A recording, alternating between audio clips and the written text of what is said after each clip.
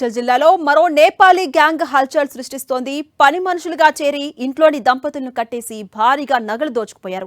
Retired IPS అధికారి వినయ్ రంజన్ భార్య హత్య కేసులో విచారణ కొనసాగుతూ ఉండగానే జవహర్ నగర్లోని కౌకూర్ గల్ఫ్ ఎన్క్లేవ్ లో అచ్చం అలాంటి ఘటనే చోటు చేసుకుంది. అక్కడ కూడా రిటైర్డ్ అధికారులను టార్గెట్ చేశారు. 13 రోజుల క్రితమే పనిలోకి చేరి ఈ దారుణానికి ఒడిగట్టారు.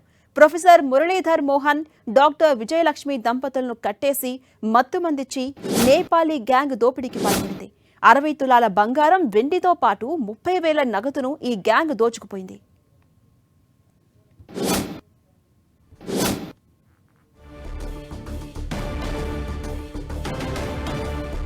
అప్డేట్స్ మా ప్రతినిధి కిరణ్ అందిస్తారు. కిరణ్, వరుసగా నేపాలీ గ్యాంగ్ దోపిడీలకు పాల్పడుతున్న నేపథ్యంలో ఇటు మనం రీసెంట్ గా చూసాం, రిటైర్డ్ ఐపీఎస్ ఆఫీసర్ ఇంట్లో జరిగిన హత్య కేసు విచారణలో ఉండగానే మరొక ఘటన అటువంటిదే చోటు చేసుకుంది. రిటైర్డ్ దంపతులనే ప్రధానంగా టార్గెట్ చేస్తోంది ఈ దొంగల ముఠ. ఎలా చూడాలి? పోలీసులు ఏ విధంగా దర్యాప్తు చేయబోతున్నారు? అప్డేట్స్ ఏంటి?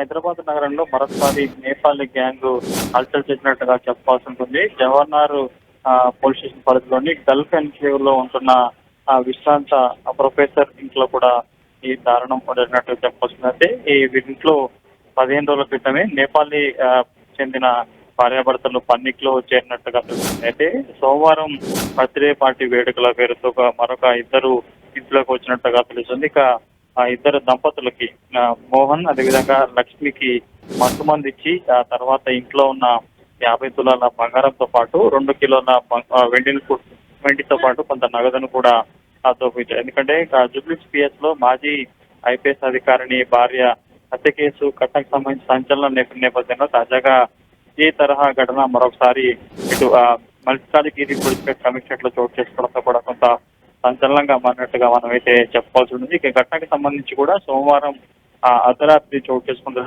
తర్వాత ఇద్దరు దంపతులకు మత్తుమంది ఇచ్చేసి బెడ్రూమ్ లో కట్టేసి ఆ తర్వాత ఇంట్లో ఉన్నది బంగారం వెండితో పాటు కొంత నగదును కూడా దోచుకెళ్ళినట్టు ప్రస్తుతానికి అయితే ఘటనకు సంబంధించి పోలీసులు అనేక కొంత దర్యాప్తు చేస్తూ నిన్న మధ్యాహ్నం మత్తులోంచి తేలుకున్న వీరు ఆ తర్వాత కూడా కేకలు వేయడంతో ఆ చుట్టుపక్కల సంబంధించిన ప్రజలు గమనించి ఇంట్లో తాళ్లతో కట్టేసిన వారిని కూడా రక్షించి ఆ తర్వాత పోలీసులకు ఫిర్యాదు చేశారు. ప్రస్తుతానికి అయితే ఘటనకు సంబంధించి కూడా ఇంటి చుట్టుపక్కల ఉన్న సిసిటీవీ ఫుటేజ్ ని పోలీసులు పరిశీలిస్తున్నారు. ఎందుకంటే ఇప్పటికే హైదరాబాద్ లో మాజీ ఐపీఎస్ అధికారిని దారుణ ఘటన మర్చిపోక ముందుకే తాజాగా ఈ ఘటన చోటు చేసుకోవడం ఇప్పటికే హైదరాబాద్ పోలీసులు నేపాలీ గ్యాంగ్ కావచ్చు, నేపాలీకి సంబంధించిన వారిని ఎవరిని పనిలో పెట్టుకున్నా కూడా పూర్తి స్థాయిలో వారి వివరాలు సేకరించాలి, వాళ్ళకి సంబంధించిన బ్యాక్గ్రౌండ్ వెరిఫికేషన్ చేసిన తర్వాతనే కూడా పనిలో పెట్టుకోవాలంటూ కూడా హెచ్చరికలు జారీ చేసిన నేపథ్యంలో తాజాగా మల్కాజిగిరి కమిషనరేట్ లో కూడా విశ్రాంత ప్రొఫెసర్లకు సంబంధించి కూడా ఈ తరహా ఘటనకు సంబంధించి కూడా కొంత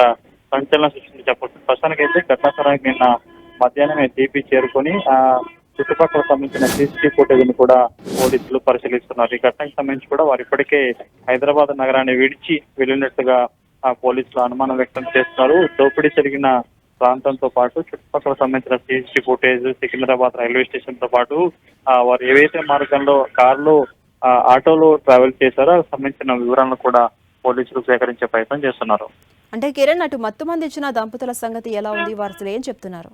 ప్రస్తుతానికైతే సోమవారం రాత్రి ఈ ఘటన చోటు చేసుకుంది. మత్తుమందు ఇచ్చి ఆ తర్వాత తలతో కట్టేసే ప్రయత్నం చెప్పారు. ముందుగా చంపే ప్రయత్నం చేస్తుంటే తమను చంపొద్దు, ఇంట్లో ఉన్న నగదును వెళ్ళి తమను వదిలిపెట్టాలంటూ కూడా ఆ వృద్ధ దంపతులు ప్రాధాయపడినట్టుగా తెలుస్తుంది. ప్రస్తుతానికైతే సోమవారం అర్ధరాత్రి తర్వాత అంటే నిన్న మధ్యాహ్నం వీరు మత్తు నుంచి కూడా చేరుకున్న తర్వాత అంటే వీరు దోపిడీ చేసిన తర్వాత ఇంట్లో లోపల బయట గేటుకి తాళాలు వేసి మరాయింటుంది. కానీ కిటికీలోంచి కేకలు వేయడంతో దీనికి సంబంధించి చుట్టుపక్కల సంబంధించిన ప్రజలు గుర్తించి ఆ తర్వాత వారిని రక్షించి ఆ తర్వాత పోలీసులకు ఫిర్యాదు చేసినట్టు చెప్పారు. ప్రస్తుతానికైతే ఇదంతా షాక్ గురయ్యాము. కానీ సోమవారం రాత్రి వీరితో పాటు మరొక ఇద్దరు ఇంట్లోకి ప్రవేశించారు. పుట్టినరోజు వేడుకల నేపథ్యంలో కూడా మరొక ఇద్దరిని ఇంట్లో వచ్చేందుకు అనుమతించామన్నట్టుగా చెప్పిన ప్రస్తుతానికైతే ఈ ఘటనకు సంబంధించి పోలీసులు అనేక కోణాల దర్యాప్తు చేస్తున్నారు. దోపిడీ ఎక్కడైతే చోటు చేసుకుందో ఆ సీసీటీవీ ఫుటేజ్ ను కూడా పోలీసులు పరిశీలిస్తున్నారు. Right, thank you Kiran.